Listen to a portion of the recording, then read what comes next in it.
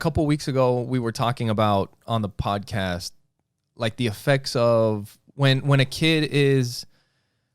you're disciplining a kid. Like we've all had this happen. You're disciplining a kid and they're crying and you're fed up. Mm-hmm. You're fed up, you're frustrated, and you just like literally you don't want to hear them anymore. Like I'm just fucking done with the crying, with the all of that. Like I just don't, just be quiet. I'm tired of hearing you. That's it. I know we've all done that.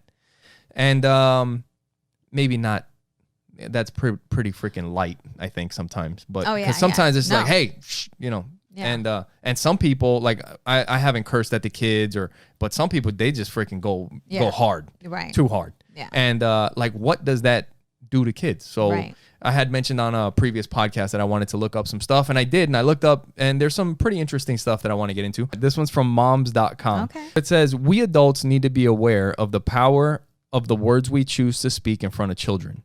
As discussed by EFT and counseling, dismissive behavior coupled with abusive and hurtful words can make a child feel that they are being judged all the time.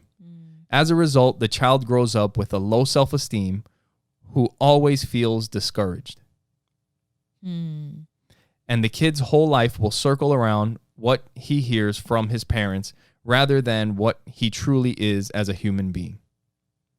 So that's the effects when you don't, acknowledge their emotions. Yes.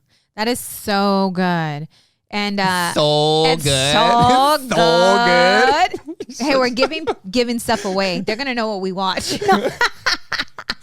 There's another one that from fatherly.com that kind of has to do with fatherly.com. Yeah, I had to balance it out because the other one was from moms. This one's from fatherly. This one caught my attention because it had a bad word like right in the beginning. I was like, ooh, I'm gonna keep reading this.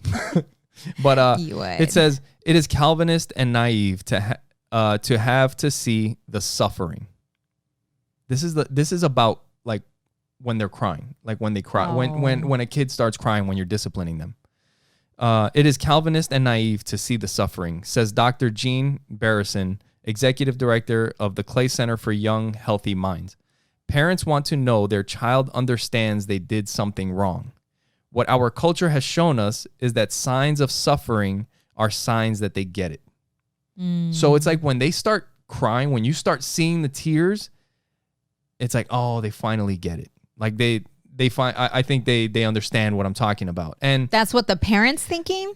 I think like that's one of those, like once they start crying, it's like, okay, they understand why this is such a big deal, and now I can kind of lay off a little bit.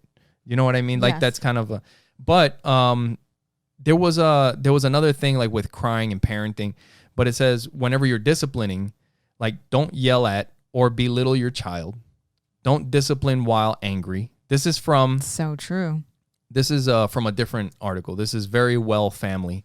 Let me look up the website. You guys can find it if you want. verywellfamily.com. But it says, don't yell or belittle your child. Discipline while angry. Be inconsistent, enforcing only at times. Deliver a long, detailed explanation. That's probably me. Focus on what was wrong rather than how to correct the behavior. Think of discipline as punishing poor behavior. Break the rules you hold your kids to. So like you're not following your own rules. Use the same discipline approach with every child and set any rules or consequences. Check out our Facebook group. I'm going to post all these articles, everything that I found. I'll post it in there and you guys can find it for the podcast.